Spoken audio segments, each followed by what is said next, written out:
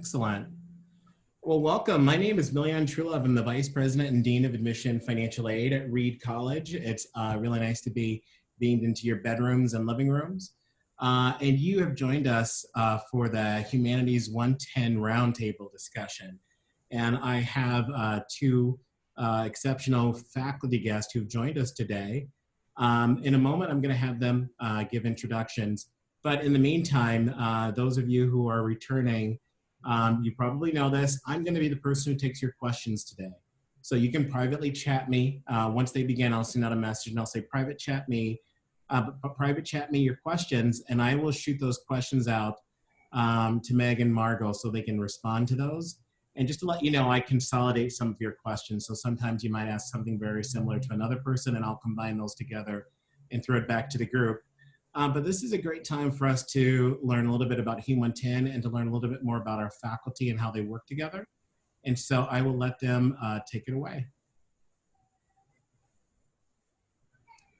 So I'm Charlie. I teach in the Humanities course and also in the philosophy department. And my area of specialization is actually in ancient Greek philosophy, but I enjoy all the subjects we study in Humanities 10. And Margo is going to tell her a little bit more about the course. Great. Well, hi, everybody. It's great to see so many people here with us today. My name is Margo Minardi. I am a professor in the history department and also in Humanities 110. In history, my specialty is North American history in the 18th and 19th century mostly, but like Meg, I'm excited about Humanities 110 in part because I get to study things outside my own special area of interest.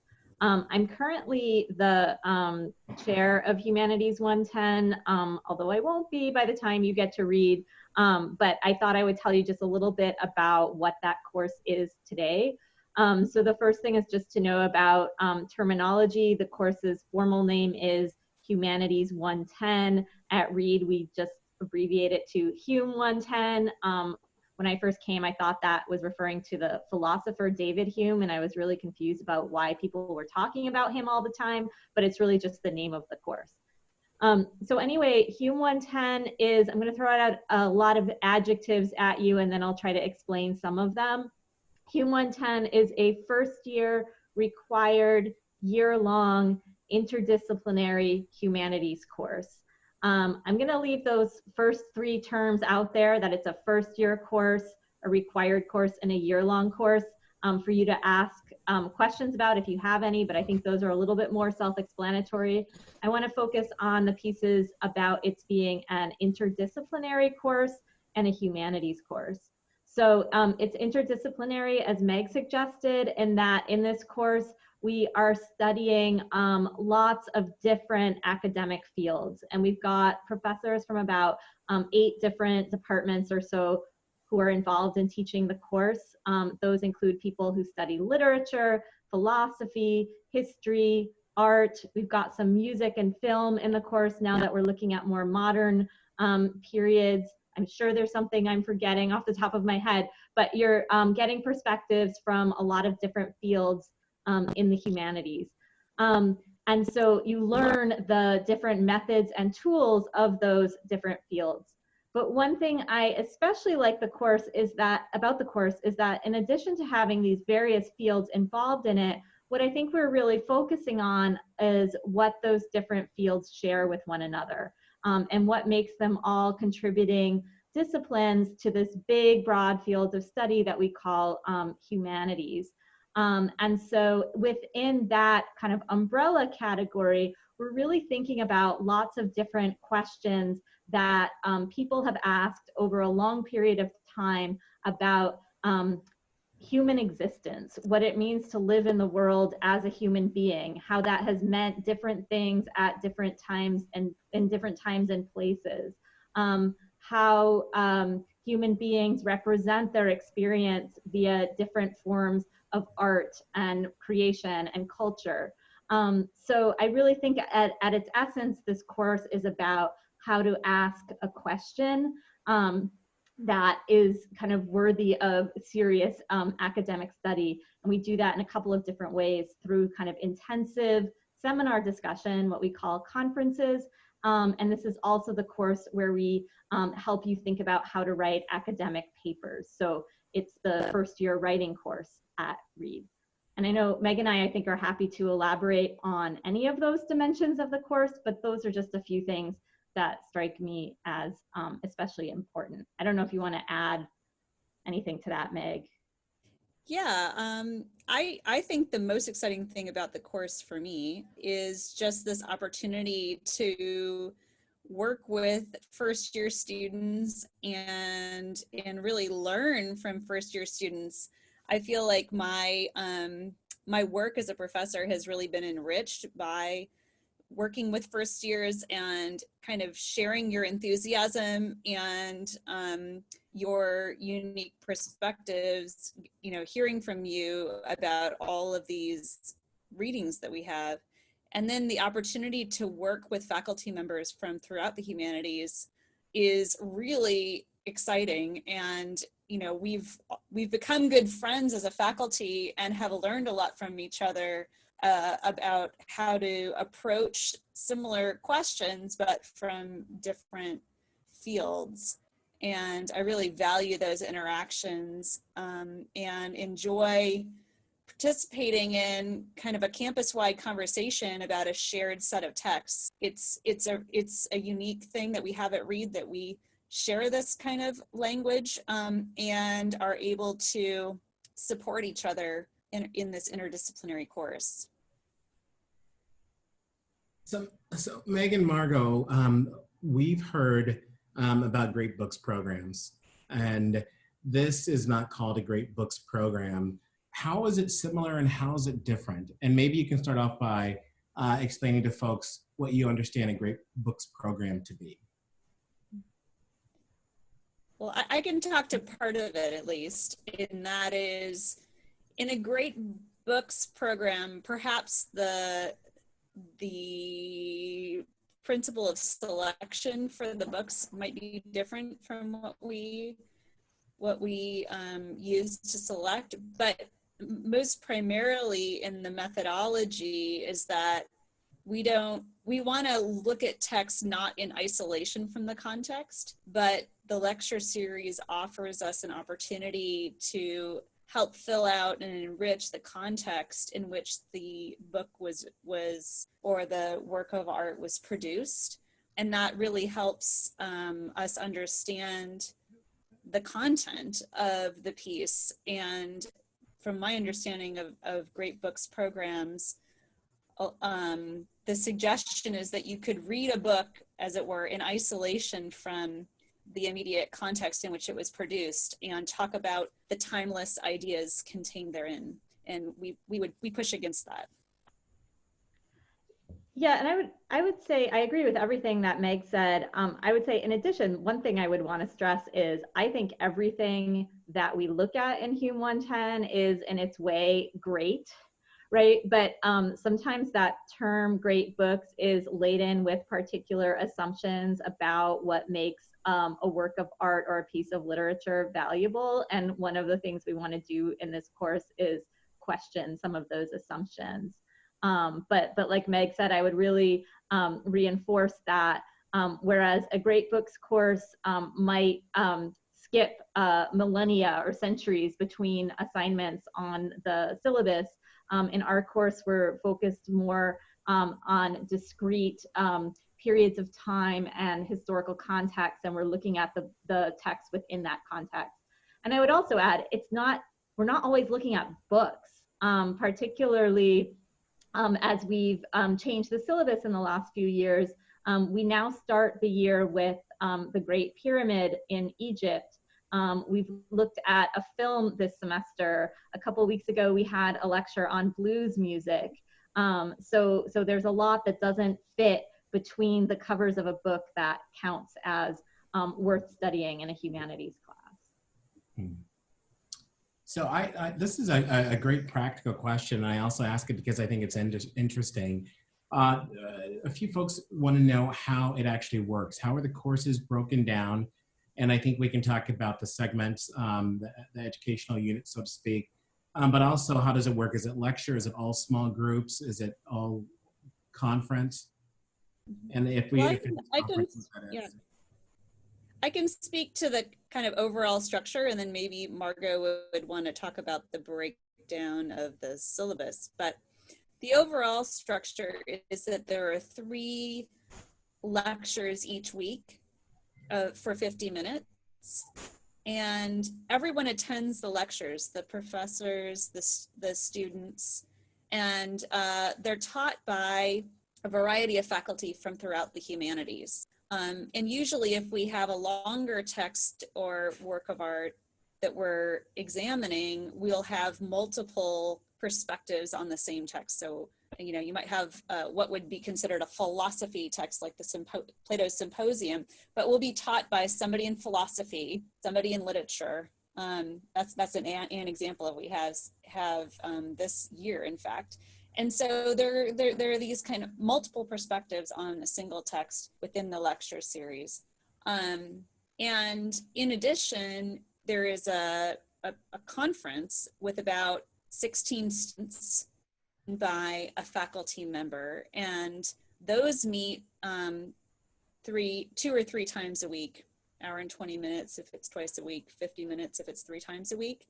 And it's really an opportunity for the students and the faculty to bring to the table their own assessments of the text in view of the lecture. So I'll tell you, just give you an example of how I start my class. I walk in there and I say, talk to the person next to you. What question do you have for today?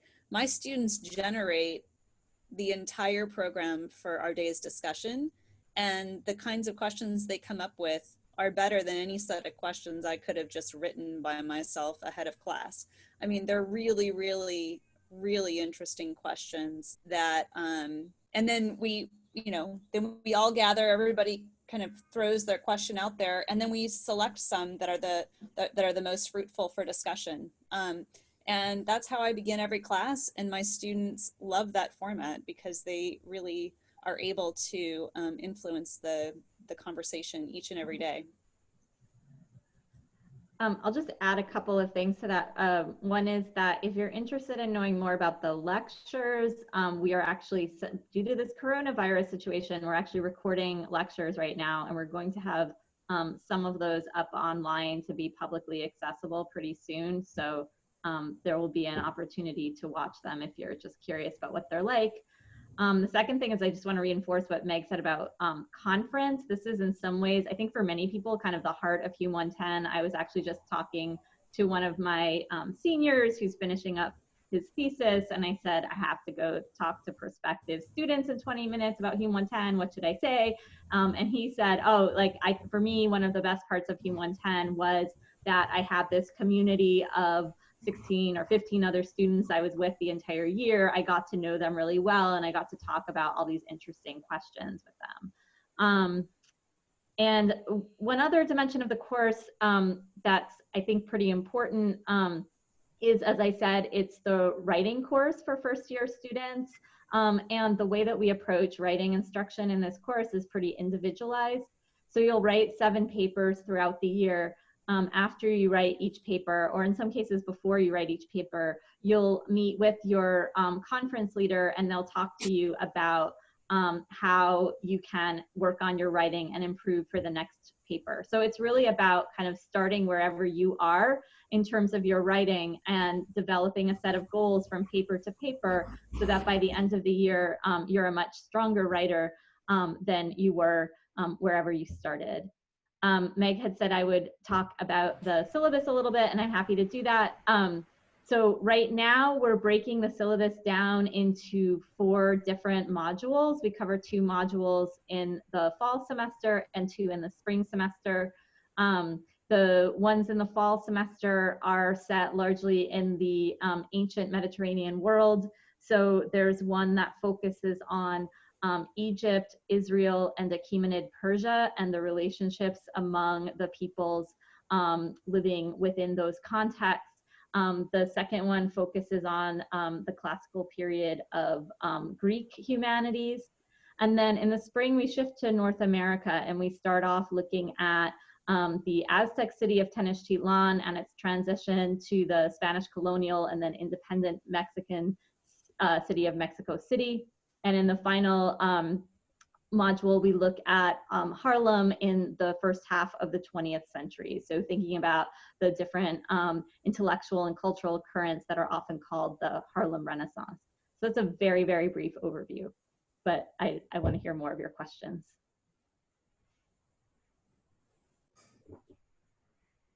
Meg, I sent you a question just a moment ago.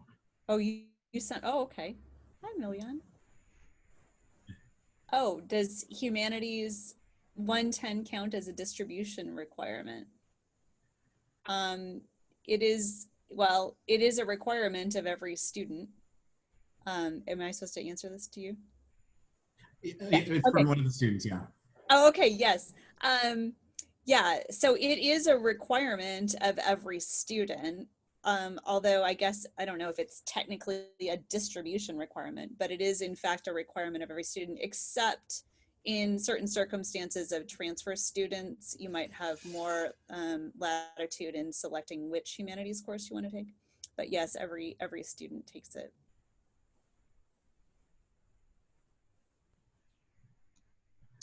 Millian, I have a question about social science. Do you want me to answer that? That's great. Okay, so it looks like someone's asking about, is there a degree of social science involved in the humanities?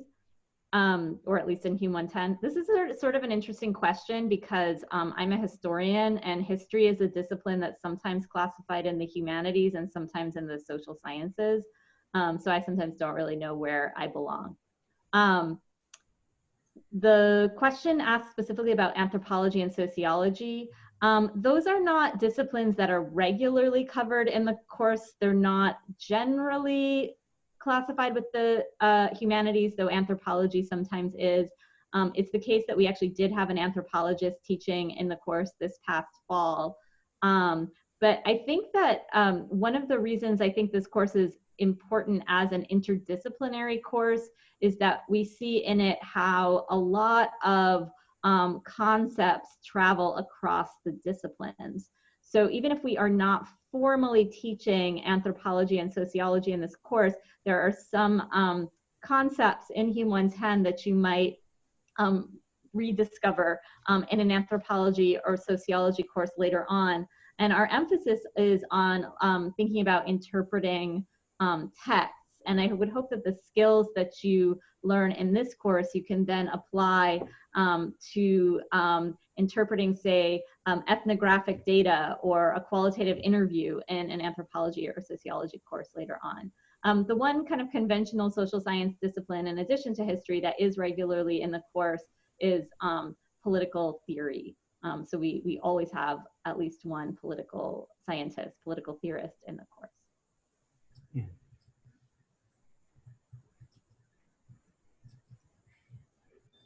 All right. So this is a good question. Just a point of clarification in terms of the structure. It seemed as though the lectures rotated faculty. Are the conferences the same way?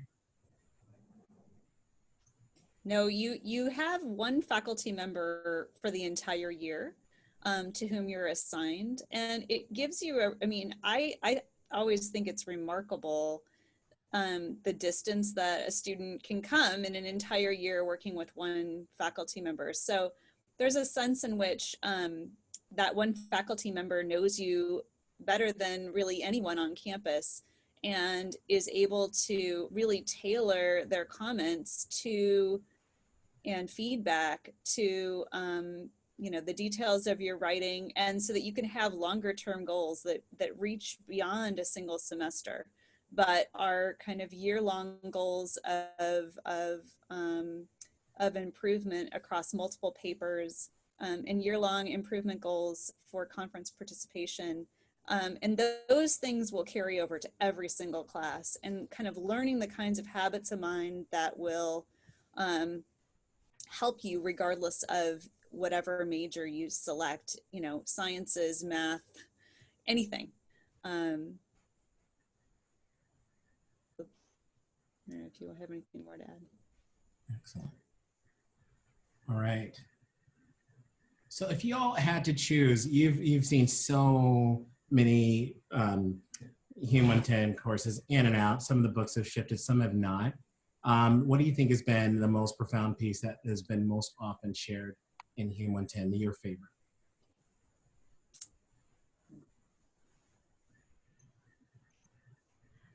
I mean, one of the things I think is cool about, I'm going to totally evade that question, Milian. I mean, often I will say what is my favorite is not my students' favorite, which is sometimes tragically sad for me.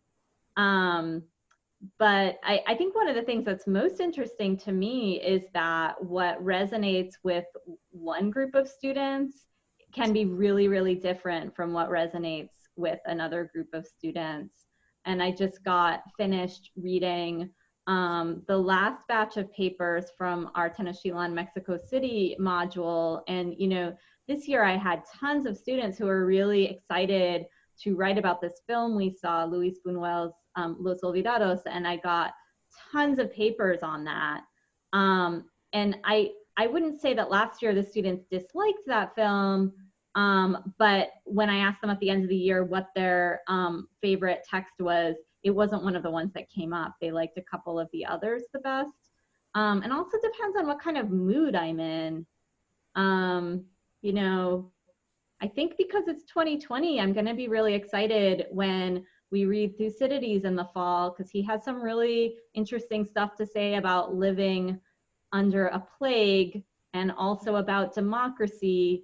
And these are things that are like a big deal for us right now, right? So I think that will really resonate. But sometimes it's really about like where you are at that particular point in your life or the world, and what you connect with.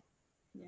And I think the course, I mean, I've been teaching in this course for almost 20 years. And some of the texts remain the same. And it is so interesting because they resonate in such different ways. For example, when Obama was president, I just didn't read Thucydides in the same way as I do when Trump is president. I mean, it is absolutely incredible. And by the way, regardless of where you go, you've got to read the history of the Peloponnesian War. I mean, that's good stuff. But I agree with Margot. The context shifts and things resonate in a completely different way for me, for my students. And what I find is that I'm always learning new things. And that's one thing that's true regardless of whatever text we have on the syllabus. The more times I teach a given text, the more I learn from it. So these are things that, you know, hopefully you'll be reading your whole life and they will take on new significance and resonate with you in different ways beyond read. So we have many different faculty that have taught in conferences, and the styles are just about as vast as you can name. Meg, you talked a little bit about how you approach conference. I'd love if you could share, and maybe still a little bit from your colleagues, one or two really unique approaches to conference to give our guests an idea of how faculty might approach it differently. That's a really good question, and I wish we had more people here to say what they themselves do. But I mean, I think that the technique that Meg talked about at the outset is a really common one, to ask students what their questions are. On many days, I have students I tell them to come in and write a question on the blackboard when they get there, and then we kind of look at all the questions and think if there's a common theme. Sometimes in some classes, you might do more structured activities. When we read some of the early dialogues of Plato about the trial and death of Socrates, I've sometimes had students, I assign them to different sides and we kind of do a debate in class of the different positions that come up in that text. I like to do a lot of kind of collective annotation activities where we're all looking at a poem or a passage of the text and we're marking it up with what we each individually find interesting, and then we compare notes. And sometimes it's interesting to see like, oh, you thought this line was was the most striking one, and I thought that line, and what's going on in those two moments of the text. I think we have a colleague who's doing a kind of digital humanities project with her class where students research different places that are relevant to our syllabus, and then prepare little descriptions of the materials on a map. So kind of like mapping this, like the different sites that are relevant. So yeah, I think that gives some sense. Some of us have students lead discussions on some days. And so I'm doing that later this week, where I'll meet with the students ahead of time and kind of talk about how they want the conference to go. And then they'll be in charge of things with me helping out. Meg, what other conference approaches are you aware of? I think that pretty much covers it. But I think the most important aspect of it, because I taught at UCLA before Reed, and I just think it's really interesting because the way our small conference setting runs really is, you know, you all are putting the fuel in the engine. It runs because of what you're putting in it, and people really sense that. They take a great, you know, their sense of responsibility for the class discussion is extremely high. And students really look forward to hearing what other students in the class think about things. I mean, there was a student who was out sick, and several people were like, wait a minute, but what would she say? I mean, if you're, you know, just to have that one voice out for a week, everyone was trying to channel what this student would have said because their contribution is that compelling. So it's that kind of, I think that's the cornerstone of the conferences, regardless of the particulars of the methodology. I think that's pretty common, a common thread. I'm going to combine two questions, because I think ultimately what they're getting at is how folks develop from their high school writing skill set at the beginning to the end of the year. And it's a little bit about, we could talk about the common mistakes that students make, but maybe you could more so focus on the way in which we provide feedback through the paper conference, and how we evaluate our students through the process, and that growth from the beginning to the end of the year. Yeah, that's a really great question. So we have a paper that's due relatively early in the year, and a lot of students stress out about that. And I try to reassure them to say that this is just like helping us figure out where you are at the beginning. So before that first paper, I have students fill out a survey where they talk about what they think their strengths and weaknesses are as a writer, and what their goals are, what they would like to learn to do as a writer. And so after I get that first paper from the student, I sit down with them and talk about what they said on the survey, and talk about what I saw in the paper and what they saw in the paper. And it's not, I'm not really interested in judging your writing. I'm interested in figuring out what it is that you want and need to learn how to do in order to become a better writer, and what it would look like to get there. So we'll often set like a very specific goal for the next paper. The thing about learning how to write is you could do it for literally your whole life, right? I've written a book, and I still think writing is the hardest thing in the world. Like, I really suffer when I'm sitting down to write something. So you only get better at it by doing it continually, and saying, okay, you know, it's not going to be perfect all at once, but on this next paper,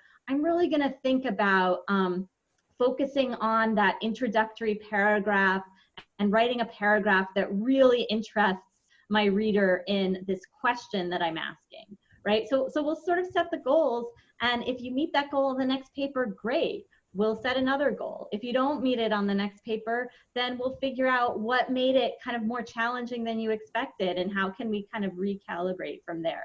So that's why I really love the paper conference aspect of Hum 110 is that we're really trying to meet you where you are, and moving you forward in a way that works for you. Because writing is one of these things where it's like, well, I have some really good advice about writing, I must say, but it's not necessarily going to work for every single person. So I want you to try different things, and you know, you're going to hit a wall sometimes. We all do. Yeah, and just to add to what Margo said, I totally agree with everything she said. I think that's exactly how I see it as well. But part of what's really unique about Read, in the sense that you can speak with your professors, you know, for a half hour after every paper you write in the humanities class, is that we can really address not only what shows up on the page, but the process. What is your process of writing? I can sit down with a student and we can walk through that detail and really try to highlight what's working for you in your process and how can your process shift in view of what I see to be goals that you could potentially shoot for in your next paper. How can the process change to make the product more you're hoping for? And also, I think something that students really come to learn in this class is how to use a revision process to produce a good paper.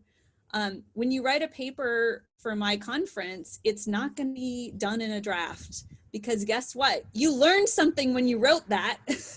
That's, I mean, if I had to say one thing that everybody learns, that if you don't know it already, you actually learned something as you wrote. So it's not like you conceive of your idea and then you just simply give birth to it onto the page. That isn't how it works. And so what I try to get my students to do is capitalize on what you learned in writing a draft and transform that into, you know, something really prominent in your final draft. How to really work that idea that came to the front, and how to let go of parts that are no longer needed. I mean, those ideas might have helped get you there, but now you want to really capitalize on what you've learned through writing. So I guess what I would say in short is, one, we're able to help you target your process and make that process better. And number two, we're able to show you how to work a revision process to highlight the best pieces of earlier drafts. And you can meet with your professors not only for after you've written the paper, but during the entire process. I have students that come talk with me after they've chosen their topic, just to think about how to approach it or how to organize their time. Then they come with a draft and we go over that too. I mean, I'm happy. If you want to get really good, you will, because I'm available and I want to help you. I mean, that's how it works.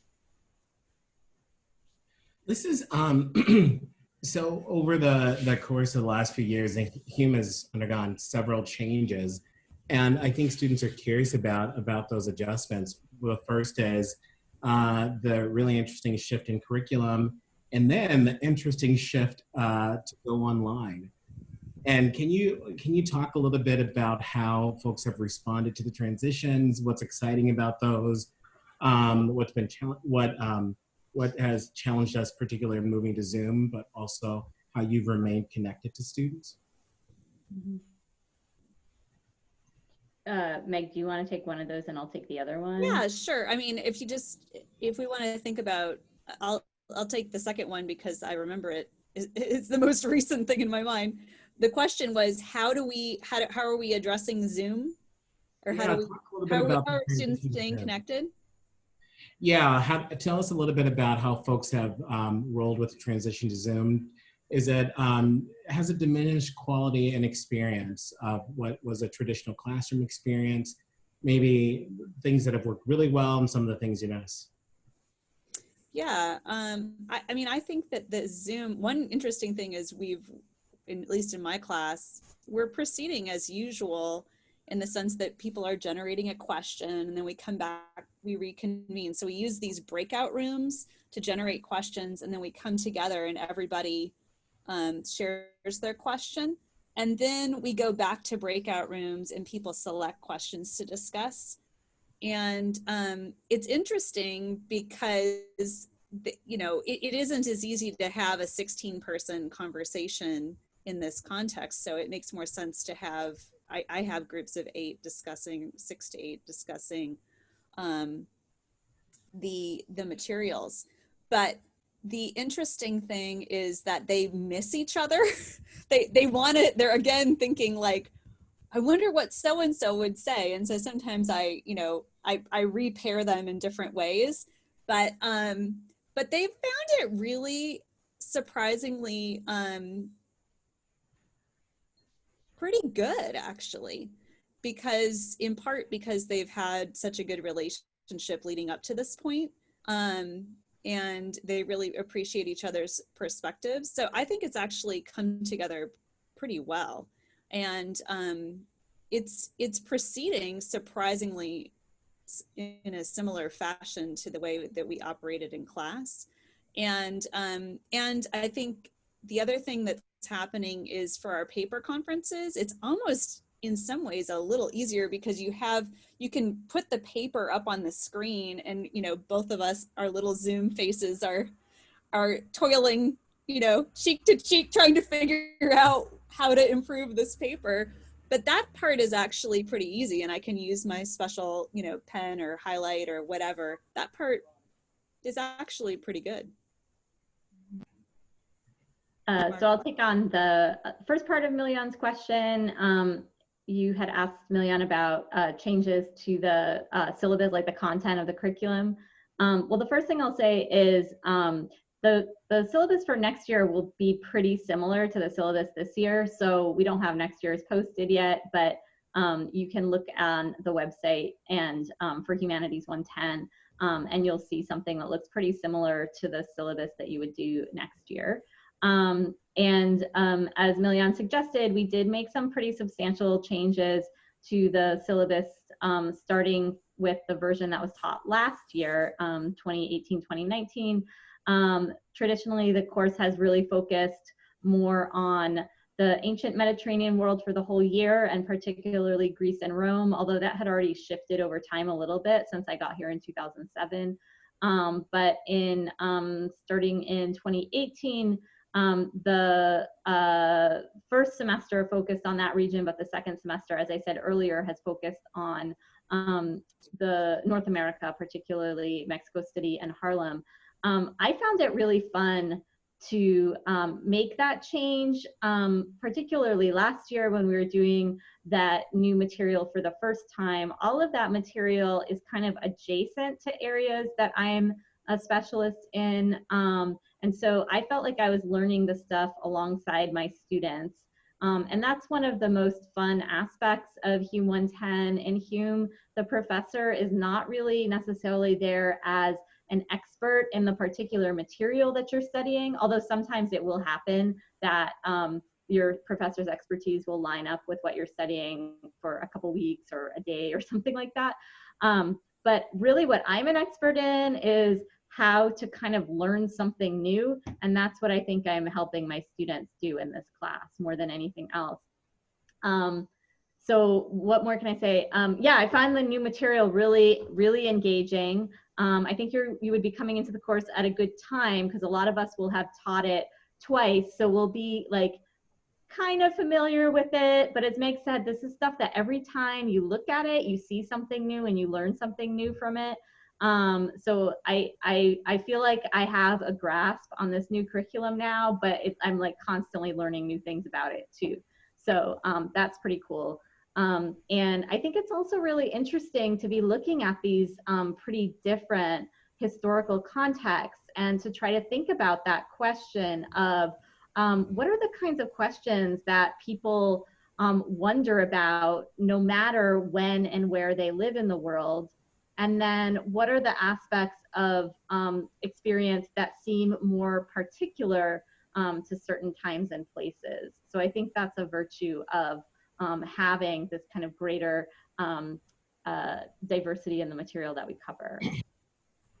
You know, I have a good question, and I wish I would have started here, but these are both related. One of them, you know, what were actually the changes that have been made to the syllabus? And maybe we can just answer that sort of succinctly by saying, you know, these modules were different in the past and what those are now, and how the process by which we choose the time periods and the works chosen for the syllabus.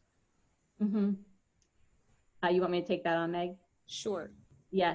Well, I think I pretty much just summed up the what were the changes, and actually all the previous syllabuses are archived online, so you can compare them if you like. But it was primarily to have a more modern Western Hemisphere oriented spring semester, where that used to be kind of an extension of the ancient Mediterranean first semester. And the means by which we choose is a very elaborate process. There are about 48 faculty involved in this course, so there's a lot of negotiation, discussion, voting. The particular places that we added to the syllabus, Mexico City and Harlem, had a lot to do with the particular areas that members of faculty, or that a sufficient number of faculty members already on campus had expertise in, or expertise that was close enough to those areas that we had the sort of resources on campus to be able to build modules in those areas. And also there was a desire not to kind of step on the content of our existing humanities classes, which include early modern Europe, and Chinese humanities. So there's a lot of like negotiation and weird institutional structure that kind of informs this decision. I don't think these are the only places that one could possibly study by any means in an introductory humanities course, but they happen to be places that had the other thing about these two contexts is that there's a really rich interdisciplinary set of sources. So it was possible to pick source material that would be accessible to first-year students editions that are easy to purchase and that really speak to each other. That I think is a key principle behind the organizing of the course. Awesome. So we are now, we're at our last question. And so I'm gonna ask a closing question of our two faculty panelists, and then give them an opportunity to say goodbye. But Reed is unique in that we have this shared experience that in which every first year student participates.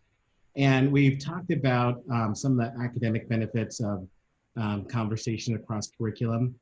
Can you all just share in this closing what you think one social benefit is for students to all be in this shared course as one of the first part of their educational experiences?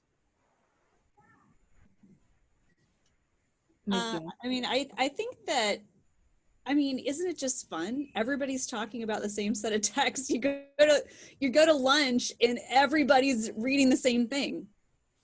You know, that's what you're going to talk about. So it's exciting to go to college with a bunch of people who actually want to do intellectual work. And you take all those people, you put them at the same lunch table and give them all the same thing to read. Okay, I mean, that's a recipe for super fun, super engaging. I think a lot of students feel like, finally, I'm at a place where people share my interest in talking about, you know, art, literature, what have you. Even if your principal interest is in the sciences, there's you'd have to be insofar as you're at all intellectually curious, you're going to want to talk about these texts. And so it's exciting. So there's that. And then there's the fact that you not only did all of that as a first year student, but you can refer back to those texts all 4 years. So it isn't a one and done, but it's a touchstone for future study and investigation association, and I've sat on orals boards as, the senior thesis, people defend their senior thesis. I've been on the orals boards of many humanities students I had as first years, and guess what shows up in their senior thesis? A footnote on something they read, in Hum 110, or, a sidebar. It shows up frequently, even into your senior year. So, I mean, those are the things that I would say.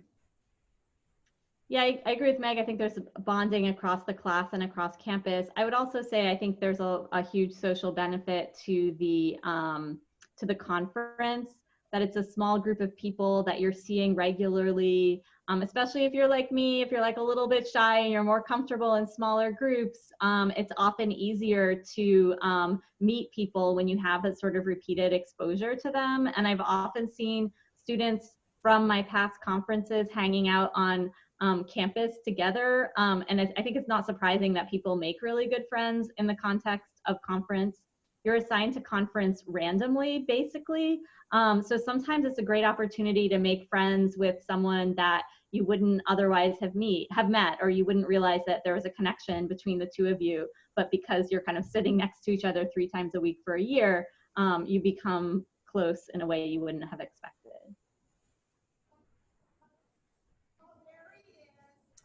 Excellent. Well, thank you so much. Any closing words, Meg, Margot? No, just let people know that if you look on the philosophy department webpage and click on faculty, you will see my name, and it's Margaret Charlie, as you can see on my little icon there. I'm happy to hear from you if you have any further questions, or want to ask about Humanities 110 or the philosophy program, or really anything more broadly. I'm happy to talk with you that way. Yeah, same here. My email is just Minardi, my last name, @reed.edu. I know this is a really tough decision about where you're going to college, and this is not the easiest time to make it. But I think one great thing about Reed is that you have lots of opportunities for one-on-one conversation with faculty. And fortunately, that's something that has translated really easily to Zoom. So yeah, good luck making your decision. Thanks, Awesome. Milian. Thank you all. Everyone, I put links in the chat box for Meg and Margot's webpage. Good to see your faces again, and good to see the new folks. You guys have a great day. See you later. Thank you.